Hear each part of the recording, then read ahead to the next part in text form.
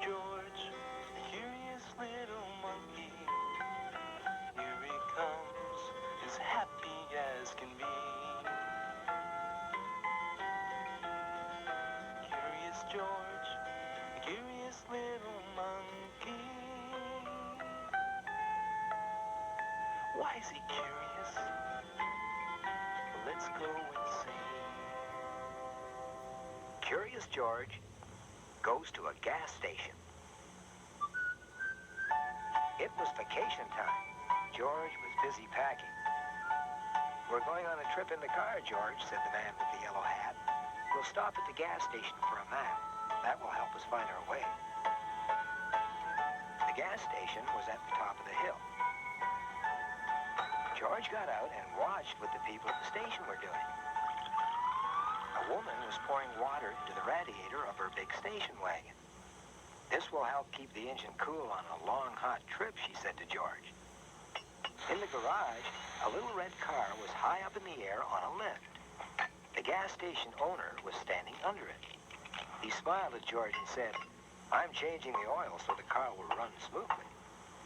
A man and a woman were trying to hitch a camper to the back of their car. "Let's hurry," said the man. "We're already late." "I know we're late," said the woman, "but it's safer not to hurry."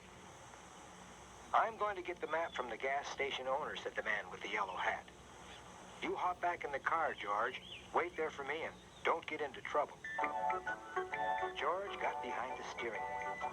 It was fun to turn the wheel and pretend to drive the car. There were all kinds of knobs and buttons and switches on the dashboard in front of him. And next to the steering wheel was a large black handle with a red tip. What was it? George was curious. It was the handbrake. He pushed it down and suddenly the car started to roll down the hill. It was fun to feel the car moving, but before too long, the car was going too fast. George was scared.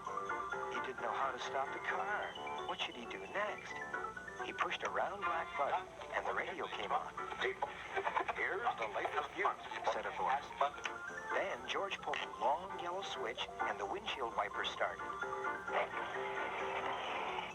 Would it stop rolling if he pulled the same black handle with the red tip? It worked. The car came to a stop at the curb. "Help, the camper! It's rolling down the hill!" The camper had come unhitched and was coming down the street. At the bottom of the hill was a traffic light. It was green, and people were about to cross the street. What could George do? He had to make the people stop. Quickly, he climbed the nearest telephone pole. Then he jumped across the telephone wires to the middle of the intersection where the traffic light was hanging. He held onto the wire with his hands and twisted the traffic light with his feet. Now the red light faced the people, and they stopped right at the curb. The camper sailed through the intersection and stopped at the bottom of the hill. All the people from the gas station came running. The owner, the woman with the big station wagon, the man and the woman who had been trying to hitch the camper to the car, and the man with the yellow hat. They had seen what happened from the top of the hill. "Thank you, George. Thank you for saving the people from our runaway camper," said the man who had been in such a hurry. "Next time, I'll stop rushing and be more careful." All the people at the curb thanked George, too. "I'm so glad you're safe, George," said the man with the yellow hat. "Now we can begin our trip." George and the man with the yellow hat got back into the little blue car and drove off.